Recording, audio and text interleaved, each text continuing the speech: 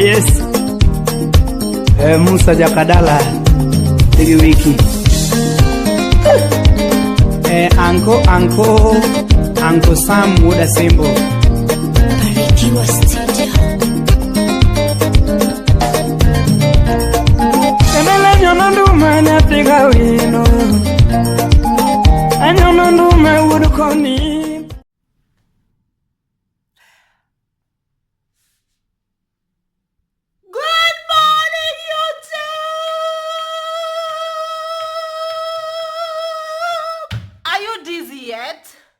Welcome back to another video, you guys. So I am not going to show you guys the outfit of the day because I don't want to. Oh god, I don't want to. So I have a little tripod here today. I got myself a tripod. I got, is it called Godzilla something? You know, the one that, okay, I need to actually, yeah, there it is. I have actually, it has a suction cup. So I have put it by my window so that you guys, I listen to you. I listen to you very well when you, with your complaints. Some of you are saying, so especially somebody said that my videos, they like watching my videos, but my videos are very, very shaky. So yeah, I've got that sorted out. I've got it sorted out. So I am excited for no reason. Tonight I have, anyway. So I don't want to say what's up tonight. So anyway, you guys, I want to come back with another video. And I did my room. Let me show you guys a little bit of update of my room. So let me remove this one. A little bit of an update, like I just did a little bit of you know, put everything here in my room so that when I come back from work, I pretty much have a couch and another couch. Even that's my bed. I have a little bed over there, and I have myself some entertainment system over here so that when I have friends over, we can be cracking up and, you know, watching some nice movies or whatever, not Nigerian movies. I don't really watch much Nigerian movies, but anyway, you guys, as you can see by the title of this video, and by the way, this is your Empress Ruby. For those of you who don't know me, I am the host of this channel, and yeah, and thank you for the people who are actually visiting my channel for the first time. Yes, if you haven't subscribed, please do so in this channel. So basically we just talk about our minds, we give random stories, we have random gossips, we are just ourselves. I am just myself in this channel. No makeup, hair short, just be unapologetically yourself. Okay. And also, sorry, I'm a little bit extra is an understatement. Yes. So today I want to give you guys a story, a little bit, but you guys, I want you guys to know that in most cases, the stories that I bring to you on my channel are dated some time back, probably a year or 2 or 3 years, doesn't matter. But there are things that happen in my life, as in my line of work. Yeah, so today I want to tell you guys, you know, I have a date, you know, like my dating situation, you know, because you guys, when I first started, like before I joined flying, I was always thinking, yeah, every time I was in you know, I was working at the mall, and I used to have a lot of customers who used to be flight attendant, and they used to come to my job, and they were always like buying things, and they look so posh, and they were just like, you know, fabulous and stuff, you know, like, you know, all up with, you know. Then I was always thinking to myself, these girls must have everything they want. Like, they have no problems finding dates, they have no problem having boyfriends, they are probably even dating pilots, and they are probably just like, you know, they cannot have a problem meeting men ever. Like, these men are just booed up every single time. But you guys, now that I am in the industry for up to 9 years and going 10 years, I can tell you guys that flight attendants, most of them are actually single. How about that? Most of them are not as you think. Because for me, I used to think, I remember there were some girls who came to my shop and they were working for Malaysian Airways. And I was asking them, is it just so easy for you guys to get men, you know? But you guys, the majority, like, people have it differently. People think that flight attendants have men in different cities and they are like hoeing themselves around. Like, I remember I made a video and somebody commented on my video and was just like, I am an international Kayunga. Kayunga, what do we call it? You see the eggplant. Eggplant. I don't want to be monetized. That's why I don't want to say that. Somebody said that I am an international Kayunga sucker. You know what Kayunga means? Kayunga means the eggplant. So somebody was just saying that, obviously, because that is the stereotype that people usually say, that most flight attendants are just like going all over the place, having boyfriends in whichever city, you know. But to be honest, some flight attendants are like that. I would say probably majority, you know. I would say majority, like some of them doesn't have morals whatsoever, and some of them don't have a problem hooking up in one city or the other, you know. That is just how some girls are, you know. And it's not just flight attendant. Most girls don't mind, you know. They don't mind hooking up in each city, you know, having a boyfriend here and there. I've had a lot of girls who are actually have boyfriends in each and every city, you know. And I don't judge them. That is the lifestyle they've chosen for themselves. It's up to them. It's not mine. It's not my cup to drink from. So I ain't gonna say on it. So I'm just gonna tell you guys that, to be honest, I've flown with a lot of girls who are actually really nice. Like you guys, you know, if a girl have certain standards and have certain principles, it doesn't matter if she was a supermodel or a flight attendant or whatever she is, she will not really, like, you know, most men nowadays are like, they want easy women. So if somebody has principles and probably want a home, want a stable family, want a man who is actually gonna, you know, wife her or something like that, you find that some of these women probably have, like, if they kind of talk to men regarding this, their direction or their how they see life, some men just don't want to hang out with these women for the fact that nowadays getting sex is so easy, you know. You can just get it anyhow, whereby getting love has become, since sex becomes so easy to finding love has become really a challenge, you know. You can still find it, obviously. So when I talk about these stories, don't get me wrong. Some people usually think that I go around dating, yada yada, you know. No, right now I am actually not dating, you know. Right now I am in an exclusive relationship, just putting it out there. So my stories are dated back when. So anyway, you guys, too, I don't want to go blah blah blah blah blah. Get to the point. Okay, let me get to the point. So a date with one of my passengers, you guys, I was flying to I was coming from South Africa, and then it's Johannesburg, and then this passenger just started looking at me from the time I got into the plane.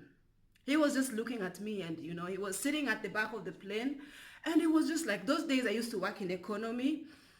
It was just like, you know, his head was just all over the place. He was just like always looking at me, and whenever I approached, like, you know, working on his zone, he was just like smiling and all flirting with me and stuff like that. And you guys, I do know that there are a lot of flight attendants who have met men who eventually became their husbands on board. I haven't had many stories, but a couple I've had. Like, so far I've flown for like how many years, and I've only had 2 stories. Yeah, I've only had 2 stories of women flight attendants who actually met their men on board, you know. It's not as many stories as, you know. So anyway, you guys, so I was like just working and minding my own business, but then I noticed this guy was actually like looking at me and really flirting. So I was obviously also smiling back because I was single AF. So I was like, you know, also getting with the flow and stuff like that. So during descending, when we reached the base, Abu Dhabi, we were coming from South Africa coming to Abu Dhabi. So when we reached the base, this guy was almost like, you know, he wants to talk to me, to speak to me, but he was thinking to himself. That is what he told me. He told me afterwards that there is no way a gorgeous woman like her can be single. I'm sure this girl must be taken. You know, that is the assumption that most people think of flight attendant, that there's no way they can be single anyway. So this guy was thinking the same, was like, how can I even have my chance with her? Like, she's obviously taken. Like, duh, am I stupid or what? But anyway, at the end of the flight, he gathered courage, and then he wrote a note, a beautiful note with his number and his Gmail account, you know, email address, and he told me, he was just like professing how he thought I was gorgeous and it would be a pleasure, and or he would feel so honored to meet me for a date, to date me. Yeah, a lot of stories. So anyway, you guys, to make the long story short, this guy was from Germany. And then he was from Germany. So for me, I was just like, a passenger? Like, I never dated a passenger. I've had a lot of stories about people dating passengers, but anyway.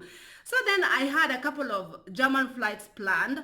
So then we had been talking. From the time we met, we had just been talking. He was Skyping me. Okay, after he gave me the number and email, I just went and I said, there's no harm in actually emailing, because he gave me his business card. So I emailed him and I was like, hi, how are you? This is, I hope you reach your destination safe, yada yada. And I just told him, oh, this is the girl who the African girl who served you, and I mentioned my name there, Rebecca from, you know, whatever. And then he was so excited. Then from then we just started talking. We were talking non-stop, you know, all the time. And then after some time of maybe like a couple of months of speaking on WhatsApp and Skype call, and you know, then I got so comfortable, and I knew what he wanted. He was just basically telling me that he was looking for something long term and something like that. So anyway, so I had a couple of flights in for like I was going to, what is it called, to Germany. So anyway, we happened, okay, listen you guys. The first time, a couple of times, I actually like chickened out from our date, you know. So I kind of say to him that, oh, I got changed. I didn't do that flight. you know, whatever not. And then he got so disappointed. Then I spoke with another friend of mine, and she told me, you know, you have no harm in going to meet him. Just meet him now. So I say to myself, okay, let me just gather courage. And then anyway, to cut the long story short, we met he flew over. I went to Manchester. And then he flew over to Manchester to meet me. So from the hotel lobby, obviously, I don't want to tell him what is my room number, man. I don't know if this guy is a serial killer or something. So from the hotel lobby, I just told him, when you reach hotel lobby, just have the hotel lobby call me. Just go to them and tell them you want to speak to so-and-so name from this airline, and they will just trace me and they will call me. Just let them know that. And wait for me at the reception, I'm coming. Then he reached the hotel and he gave me a call. So this was a blind date, you guys. So I reached there and I was just like, I met him at the hotel corridor. He was sitting on a couch and he was waiting for me there. And there was nothing awkward between us, even our meeting each other. He was just mesmerized, you know, and he was so happy to meet me and everything. We didn't kiss, we just greeted each other and just very casual. And then we just sat in the reception and we were just like talking. Then we proceeded to the hotel restaurant, yeah. So when we were, initially he was just like, he was telling me, oh, what do you like to order? He's been very gentleman. He's ordering things for me and everything, you know. So we were eating. But then we ate dinner, we had wines, he had wines as well. And, you know, we were just having a very nice banter, you know, talking the whole time. You know, we talked for so long. And then after some time, okay, whenever the bills was coming, he was telling me, oh, just let them charge it in your room, then I will sort it out afterwards. So obviously, if you are a hotel guest, everything is gonna be charged in your room anyway. So we ate, we drank, we had fun, we even topped up with the dessert, we had coffee, you know, walala. And then after, when it reached, then he told me, when we went to the reception, now it was time for him to check out, for us to check out, as in, and I want to pay my bill so that I can go to sleep. Then he was just like, oops, I forgot my wallet. I forgot my wallet and my card, yada yada. So he just started giving all these excuses. Then he told me, do you mind just paying? Then I will actually pay you back. So because I didn't want embarrassment and I had a crew discount, so I just used my card. You know, I paid. And then after some time, he said to me, let's go hang out in a bar. So in the bar again, he had a couple of beers, again posted it in my room, and some yada yada, posted it in my room. Then now when it came to time to pay again, he told me, just post it in my room, yeah, I'm gonna pay you back and stuff like that. So when it reached time for him to pay the bills, he said, I don't have the money. The guy said, I don't have the money and I'm going to send you the money, Then I was just like, that is so weird, Then I felt to myself, okay, I paid it and he went his way, and I was, then he wanted to see me more and more, And then I thought to myself, what did this man take me of? Like, what did he think of me? As some cheap, like some rich flight attendant who is just going to be like picking him up from, and just buying him stuff and just like drinking, I don't understand. For me, I don't mind paying for my own things. But don't tell me to pay for you as well. If you don't have the money and you want me to pay for, that is unfair, So after that, you guys, that was the last time I ever went out with a passenger. I didn't ever, after that time, obviously, I lost money. I just blocked him from everything, because I felt like it was, what if I didn't have enough money to pay for both of us? Because obviously I have money to pay for myself, because I always have money, for my hotel stay, my eating and stuff like that. But what if I didn't have, my car didn't have enough money? I could have been in such trouble, But anyway, you guys, and also dating the captains, people usually think that it's so easy that you're gonna find a pilot. Okay, most of the time the women the women flight attendants find pilots whom they actually end up marrying, or but then again also, most pilots are actually married. Usually they come with a lot of flying experience. For them to come to our airline, they were already like, if you find a pilot who is single, like single, something is not right, Most pilots is either, the ones who are single are the cadet ones, the cadet pilots who just started, like the 23, 22, 21-year-old pilots, these are the ones that you find. But most of these ones are usually Arabs. But then the Arab pilots usually marry their own Arab women, But then to find either as somebody who is separated or somebody who's been divorced, and anyway, there are women who find pilots, yes. But for me, I was thinking that when I join airline, I'm going to be marrying a pilot, and I'm going to be having no problem meeting. I went out with a pilot once, and it was a disaster, like, he was a single pilot again. If you meet a single pilot who is older, in their 40s or in their late 30s, proceed with caution, my friend, because they are surrounded with a lot of beautiful women every day. Why would they be single? It just doesn't make sense, But anyway, you guys, this video is just a short one, I just wanted to kind of just like hang out with you guys and, just give you guys another video. So yeah, I'll see you in my next video. If you like this video, please thumb it up. God, I can't speak today. Thumb it up and subscribe to my channel, and I'll see you in my next video. Bye.